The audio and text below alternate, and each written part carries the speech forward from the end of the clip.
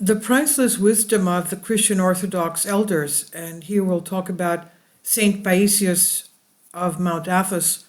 One of my cousins who has MS was a man, of course, and he went to visit him. He went on a pilgrimage to Mt Athos. There are 20 men's monasteries there. Only men are allowed in that peninsula of monastic orders. And he visited St. Paisios, who was an elder then. He became a saint. He was declared a saint after his passing. And St. Paisios told him, I hope that what you have, your illness, will be just like a little sniffle of a cold and that it passes very quickly. And that was when he was in his 20s, 30s. And he's now, he's 78 years old now, and he's lived his life since then as if he doesn't have any MS. So that's the discretion and the foreseeing of what even his prayer, the elder's prayer for my cousin, helped. But going to this ideologically background of monasticism, the accumulated wisdom of the elderly, the elders, that millions of our fellow citizens have as a model. There are many Christians, like a close friend of mine, the writer says, who are vehemently accusing bishops and priests of corruption, financial mismanagement, and wasteful living. On the other hand, they consider that the noblest part of Christian orthodoxy are the monks who, with their ascetic life and life of prayer and good inspired wisdom, are bright examples for all believers to emulate. And the writer says, I have always disagreed with this view, even when I was a Christian before I did a little research into what I was led to believe as a child. Like everyone, some people don't stick to what they are told without looking for themselves. And I will begin, the writer says, a series of articles in which I will present a few excerpts from speeches and writings of these elders. The beginning will be made with the well-known elder Saint Paisios, whose fame has spread to such an extent that many already consider him a saint. Well, he is a saint. He's been declared a saint in the Christian Orthodox Church. He's been officially canonized.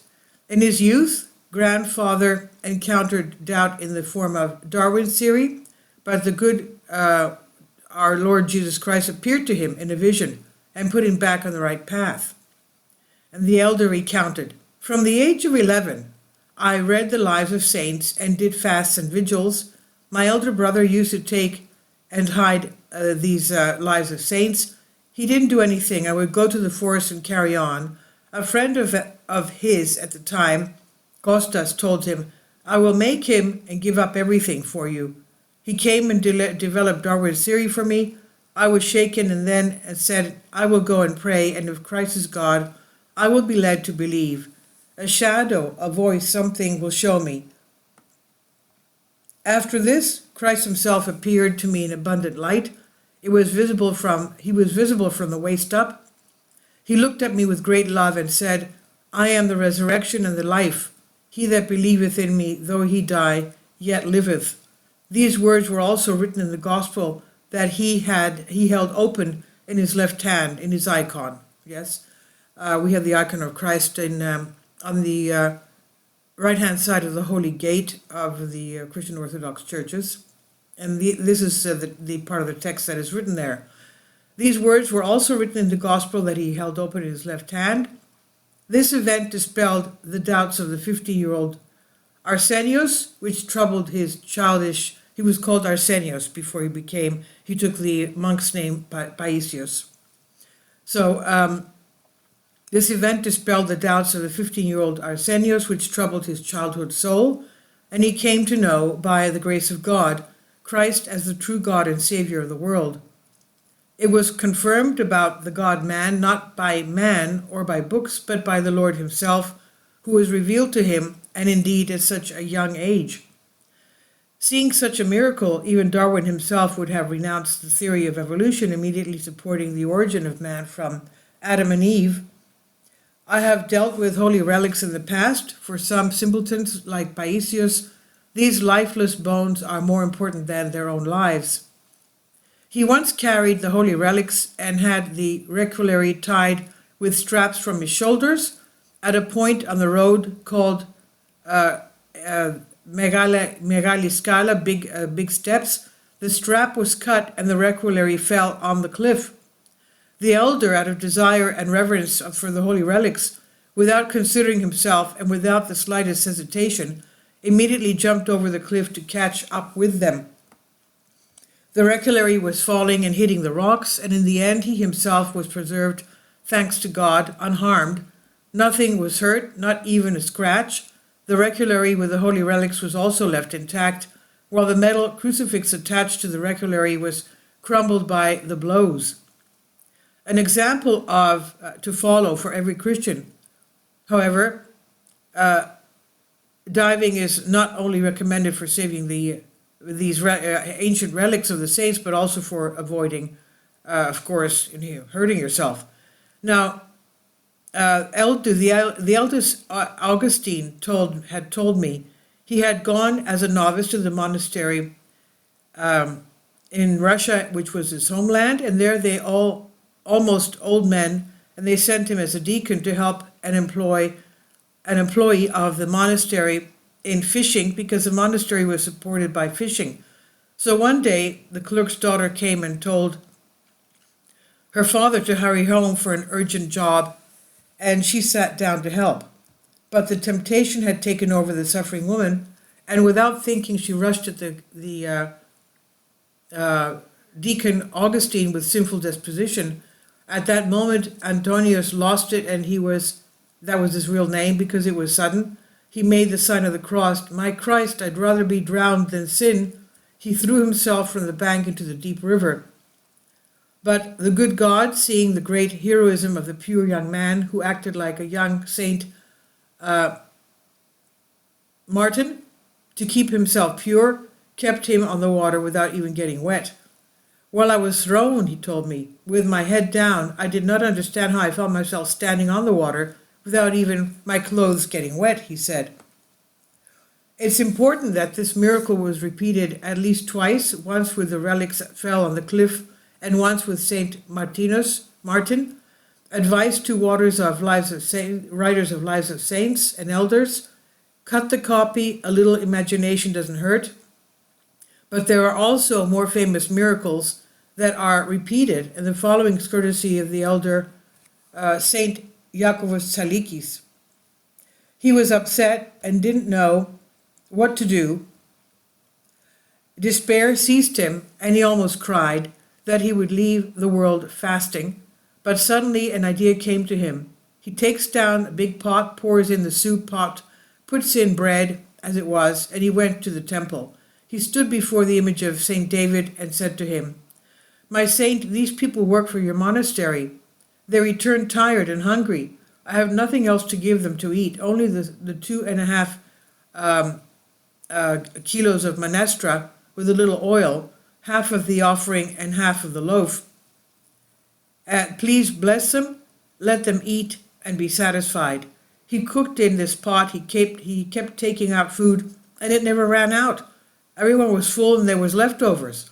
It was seen by many as the current abbot, Father Kyrillos.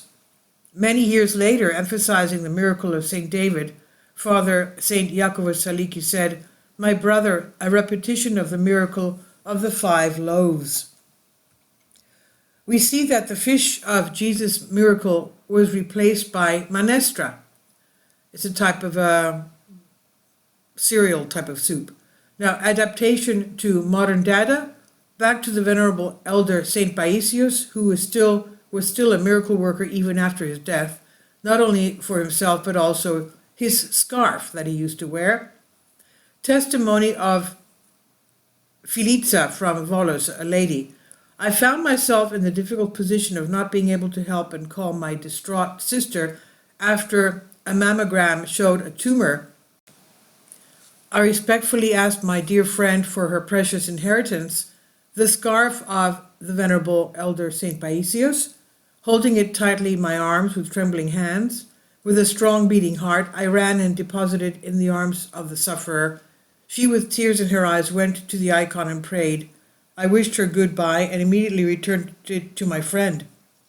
After 45 days, the patient repeated the mammogram, and the miracle had happened. The mammogram was spotless. The tumor had annihilated. Great is the grace of Elder Paisius.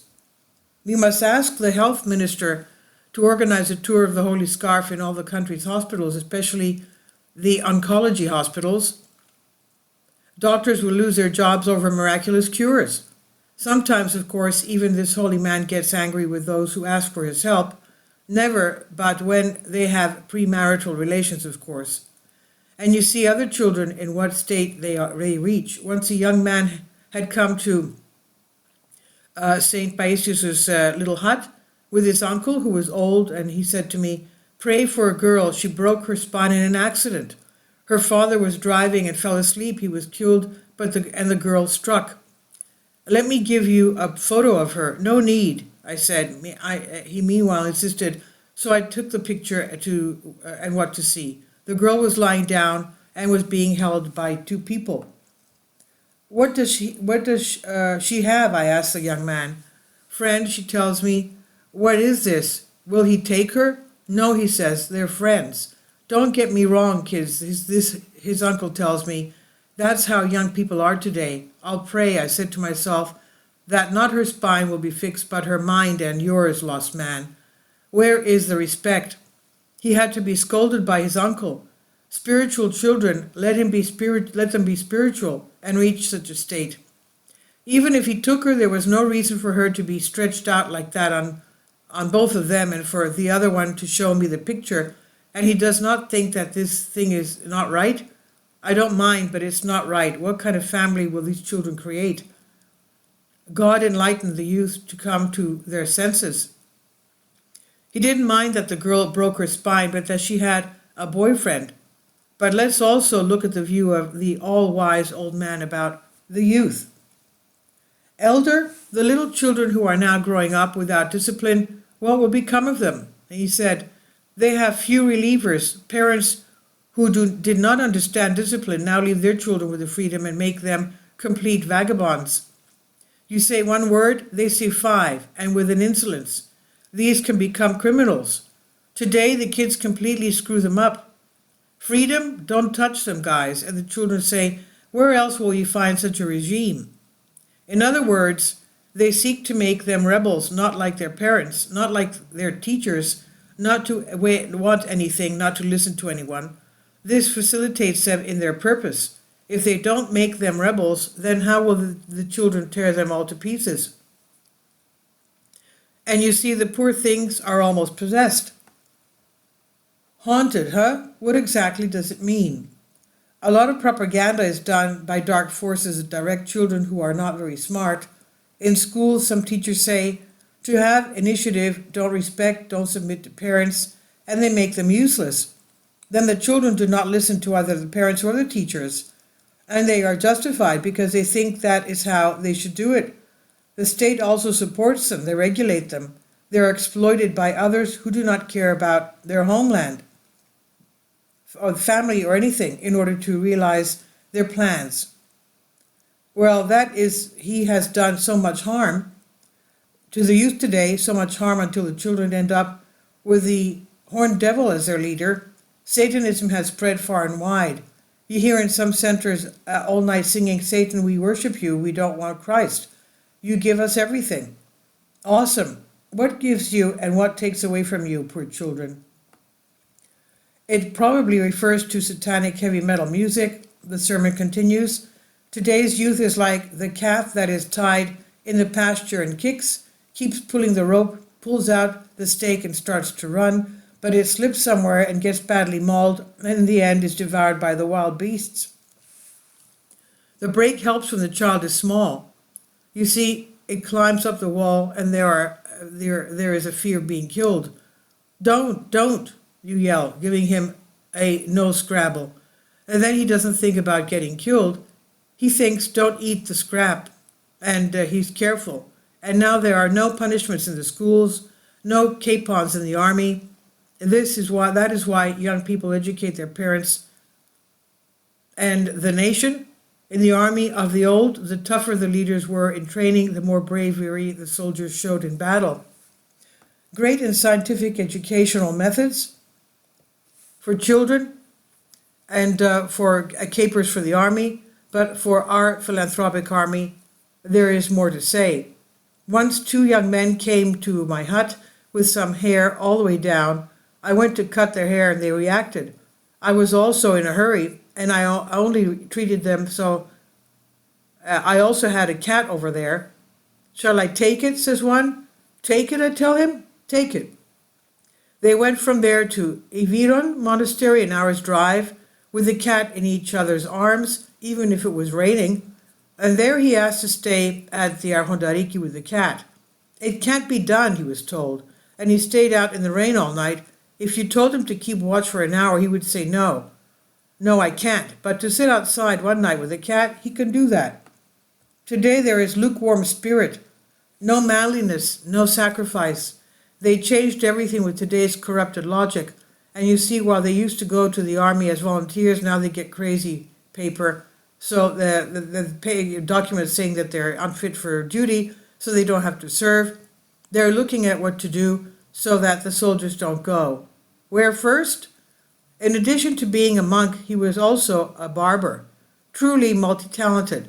However, I was annoyed with the hair of the youth. You hear there that he does not want to die for his country, the old Greek, the cultured. The uneducated, uncouth, fanatical, and often paranoid monks from the many deprivations are by no means role models to them. And this is from False Faith Blogspot. I've translated from a Greek article. Please leave your comments. Thank you for your support. Kindly support my Patreon account. The daily posts are 5 videos daily, and they are totally different from what I have on my YouTube channel. Thank you so much for your support and that you find all my content so interesting. You'll find the Patreon account details in the description box below.